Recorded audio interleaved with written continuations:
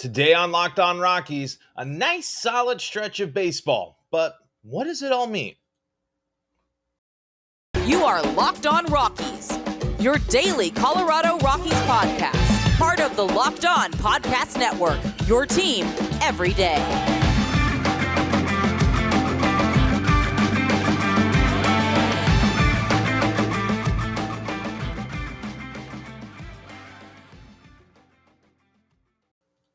Rock on Rockies fans, welcome into the Locked On Rockies podcast for today, the 18th day of July in the year 2022. I'm your Rockies fan extraordinaire, Paul Holden, bringing you your daily Colorado Rockies podcast right here on the Locked On Podcast Network. Well, who the heck am I? Well, I do all sorts of stuff on the airwaves in Seattle, but I've been bringing you your daily Colorado Rockies podcast for 2 seasons now.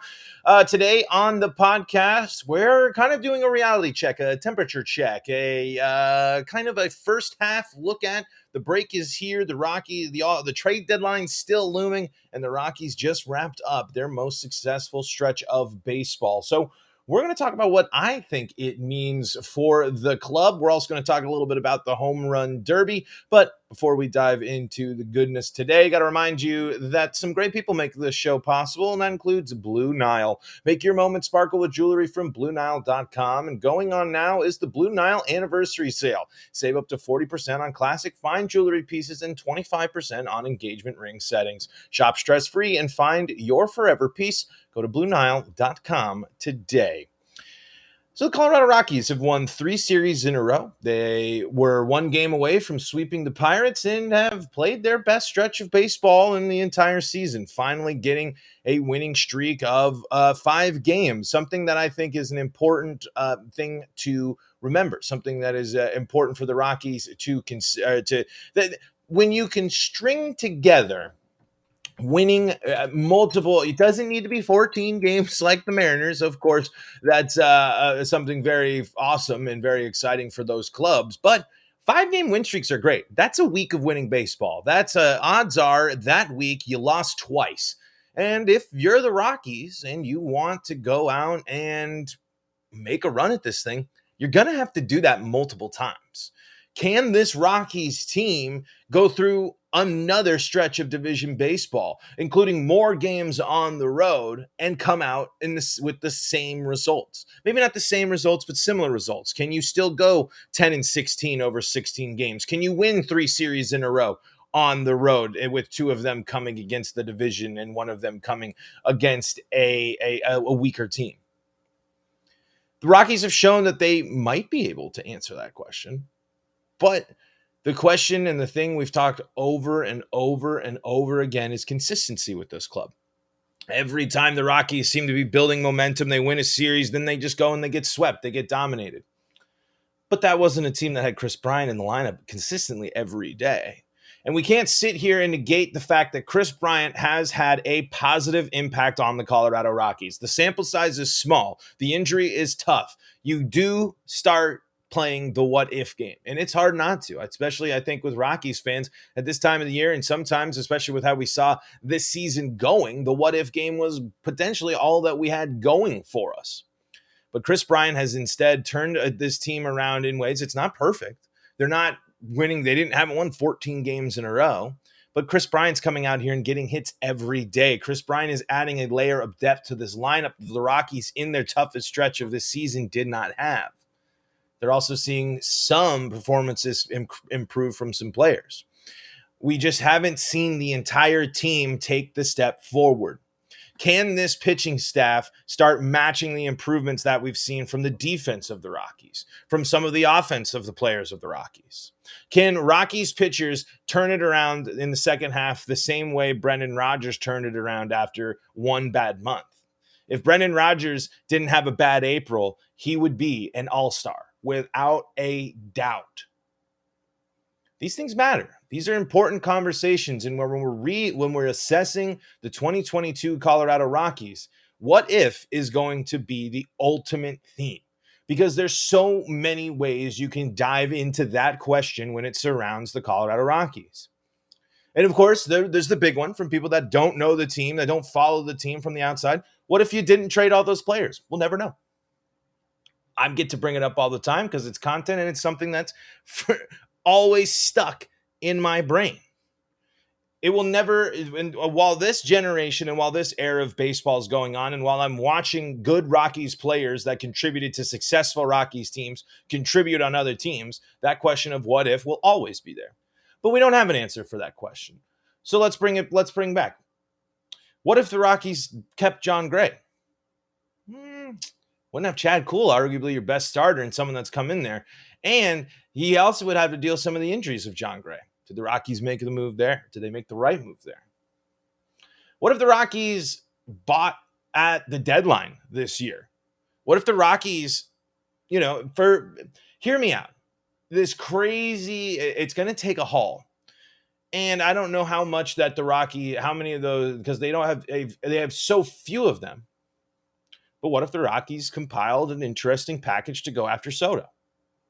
Is that something? Obviously, the Rockies aren't going to do that. But what if they did?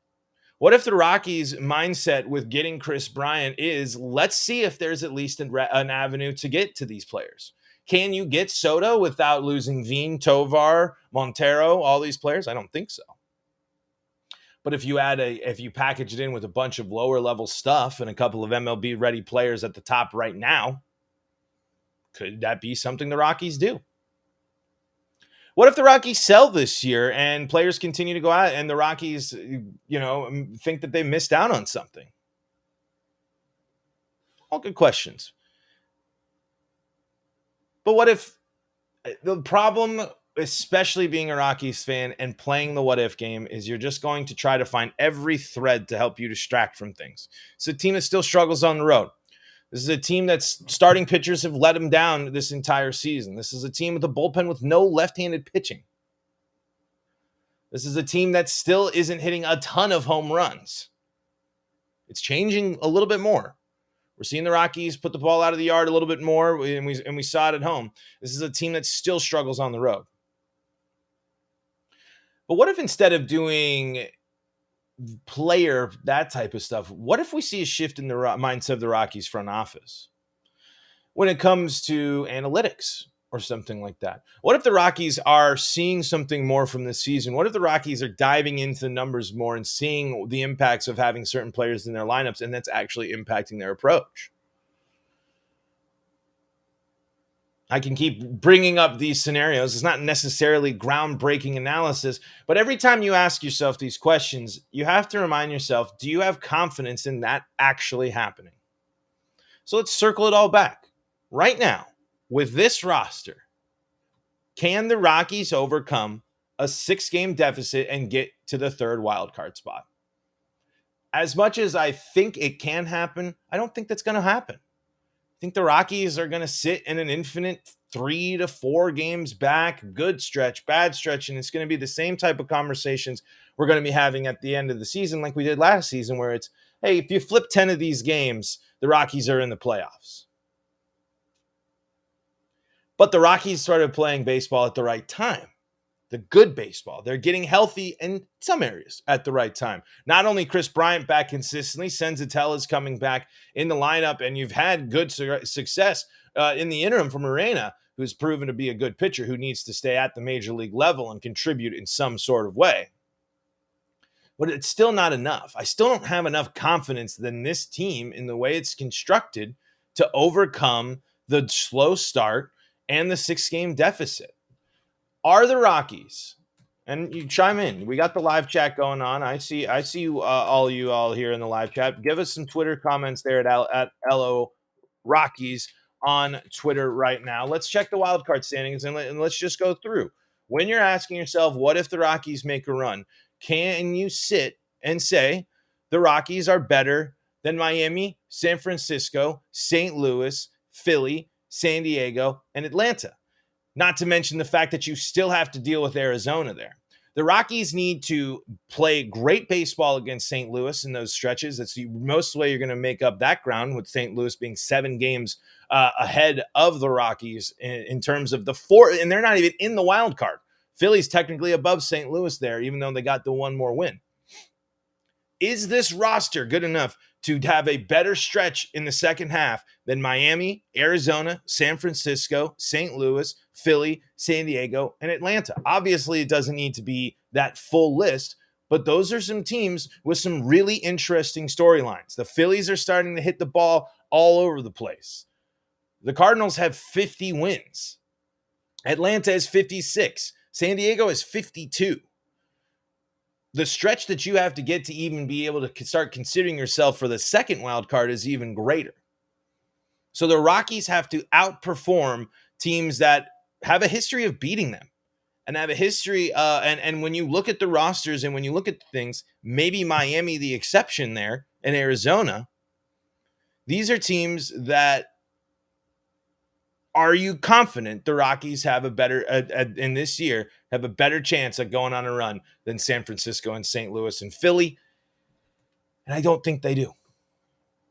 But that's not to take away from the fact that this Rockies team has impressed. And I think let's take this next moment to kind of talk about for favorites from the first half, stuff that we've liked. Obviously, there's plenty of stuff that we haven't liked, but let's highlight again and go through here. And we also got some live chat that we want to dive into as well. But before we do that, got to tell you about some of the great folks that make this show possible. And that starts with Blue Nile. At BlueNile.com, you can celebrate all of life's special moments, from creating the custom engagement ring of their dreams to gifting a classic and timeless jewelry piece, all at prices you won't find at a traditional jeweler. They got the wedding jewelry, they have the fine jewelry, and guess what? If you don't even know where to start, well, Blue Nile is going to take care of you, because they have people there available 24/7 to help you with your questions. And they are available on the phone or for the chat. Whether you're ready to pop the question or you're celebrating a milestone moment, find jewelry as unique as your favorite person with the modern convenience of online shopping at BlueNile.com. Blue Nile has simple online tools to let you choose the diamond shape, size, and clarity, as well as setting style. And Blue Nile's bench jewelers will then handcraft the perfect engagement ring, and each ring is one of a kind. Make your moment sparkle with jewelry from BlueNile.com. And going on now is the Blue Nile Anniversary Sale. Save up to 40% on classic fine jewelry pieces and 25% on engagement ring setting. Plus, every order is insured, ships free, and arrives in discreet packaging that won't give away what's inside. Shop stress-free and find your forever piece. Go to BlueNile.com today. Joel in the live chat here says, Kaboom is definitely showing some of the reasons why that big old contract was earned. And the Braves were like 50 and 53 at the deadline last year. I think I'd rather them sell and build for the future, but they aren't too far gone for making a run if the ownership got serious about that. That's the thing. The Rockies, they have that mindset of contenders. They always like to say that they're contenders. They think they're contenders. But you know what contenders have a habit of doing? Buying at the deadline. If you don't want to sell at the deadline, that's fine. If you like your team now, pony up and use some of these attendance dollars and make a deal. Go out there and move some of these pieces and make something happen. Do something crazy. Show us as the fans, just like the Chris Bryant signing. Again, it's a big contract the Rockies went out and got. That's a big fish the Rockies landed. If you're willing to do that, what are you willing to do at the deadline to help your teams? We just saw Nolan Arenado take another shot at the Rockies. Obviously, he's not really taking it, but he is, because he's right. He doesn't want to win the wild card anymore. Good teams buy at the deadline. Good teams improve. Good teams make moves. That's why he was so frustrated. There's a huge reason to the big disconnect there. Boy, oh boy, if he opts out and goes to the Dodgers, I'm going to have a stroke. Shouldn't say that. But the point is, yes, the Rockies aren't dead in the water yet. The Rockies do technically have a path to contention. There's a ton of baseball, and there have been storylines to enjoy. And some of those storylines include Chad Kuhl, include Charlie Blackmon. I really don't think the two players that I think I maybe have been the most wrong about from the offseason to this point of the season was Daniel Bart and Charlie Blackmon. I said Daniel Bart shouldn't close for the Rockies anymore. What a mistake. I don't, again, Daniel Bart might not be the greatest closer ever, but he has been awesome. And especially of late, clean, crisp, innings. I had brief Twitter exchange with Locked On Mariners, and they were talking about the walks, and I was like, Daniel Bart does have the walks problem, but of late, that has gotten better. The Rockies have a habit of really being a better team after the June is always so bad, or May, or the beginning of the season, or they go hot and they go cold. But even last year, and even some pieces, the second half, with some exceptions, is usually a better time for the Rockies. Are we going to get a full season of Chad Kuhl, who's been one of the most impressive pieces of the Rockies this year? Potentially, he's played himself into an extension with the Rockies, making himself a piece of this lineup. We thought it would be hard to fill a place for John Gray, and Chad Kuhl has done the job very well. Brennan Rogers, from people with all the warning signs blaring, to one of the best players on the Rockies, like we thought. I think who has a position and potentially has the ability to become the Rockies' best overall player. I think Brennan Rogers plays elite defense. I think Brennan Rogers can improve. I don't think he's even hit his ceiling of his offensive capabilities. And to be able to bounce back from that stretch can ruin a season, folks. That stretch can stick with you. You all know the mental side of this game. You all know how important it is to take care of the brain in this sport. For Rogers to get back to this position is wonderful. And that's not even highlighting the fact that Jonathan Daza, while he's cooled off tremendously, but compared to what your impressions of Jonathan Daza were a season ago, it's completely different. Chris Bryant is making an impact. While you still can have hesitations about that contract, absolutely, you can't negate the fact that this dude's coming out here and makes an immediate impact on this Colorado Rockies roster. Charlie Blackmon's revitalized his career. People thought he wasn't going to even make it this season. It's interesting because there is a lot to enjoy about the Rockies. It's incredibly frustrating. It's the same storyline Rockies fans are so accustomed to, and it kind of adds into your thoughts and your process as a fan, where it's just like, I like this team, I like these guys, I like them, but why doesn't it work? And those type of the questions are for the front office and the things to figure out. You can move some pieces. It would be nice to get a lefty in the bullpen. I wish I could give you guys more like instant trades off the top of my head, but it's also so difficult to imagine what the Rockies are willing to move on from and what the Rockies are willing to do at the deadline, because we've seen them do so little of it. I can see the Rockies flipping one or two, a reliever. I can see them maybe, trading Alex Colomé. But now it's just the Rockies like these players, and they think they're the ones that are going to be the pieces to help contribute to a championship. But I don't think right now the Rockies have enough to overcome those teams, even with all those great storylines. And I'm with you, Joel. This team should prepare for a good future in a couple of years. The rebuild might not be as long, but this year doesn't matter as much when you can keep a lot of your foundation, but make some interesting moves to get better when you have some other pieces, when you're projected to be better then as well. It's not the worst thing in the world to concede on one season. It's you need to go out and make the team better. And people and exactly, we're seeing it in the live chat. The Rockies need to fix the bullpen. It simply needs to be better.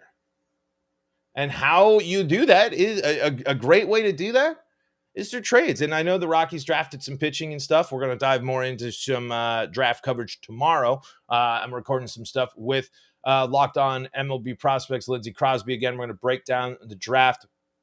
But yeah, what role is Carlos Estevez truly serving for you anymore? Do you really have a lot of confidence left in Carlos Estevez? How much more do you really want to rely on Chacín? They've done their service. They've played a lot in purple, sure. But are they really going to be the players that help you win those close ball games? Are they going to be the players that help you win a close ball game against the Dodgers? And why are players like Tyler Anderson on the All-Star game and not still on the Rockies, or the Rockies not being able to do the things that we're seeing other players or other teams do with their pitchers? They have some that work, but we don't need to continue to run the gambit with some of these players when you can at least figure out and entertain an option to make a deal and do something different with the team.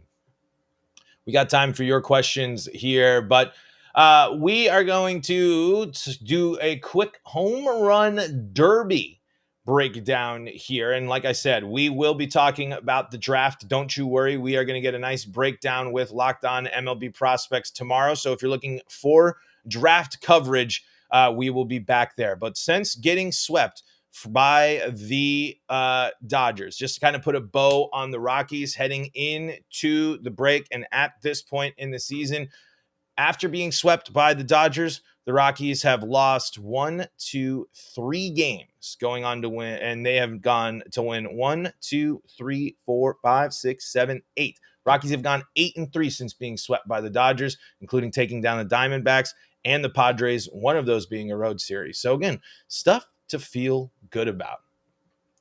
And one thing to help you feel good about placing a bet, you can go to the right place. It's all about the right place. It's the place with the right odds, the right information, the right lines for you to make an informed bet. And BetOnline.net is your number one source for all your betting needs and sports info. Find all the latest sports developments, league reviews, and news, including all of the Major League Baseball action. And that includes live betting during the game's playoff action when we get there, and of course, action during the All-Star game and All-Star week as well. BetOnline is your continued source for all your sporting wagering information, including live betting, esports, and scores. And BetOnline.net remains the best spot for all your sports scores, podcasts, and news this season. BetOnline.net is the fastest and easiest way to check in on all your favorite sports and events, including MMA, boxing, and golf. Head to the website today or use your mobile device to learn more about the trends in action. BetOnline, where the game starts. Furious MMO in the chat says, the thing is, we need more solid starting pitching. The only game I feel super comfortable with is when German Marquez is pitching, even then a little iffy. And you're not wrong there. But I'd also say what's tough about this is we've seen better from Rockies starters this year. We've seen regression from a lot of Rockies starters.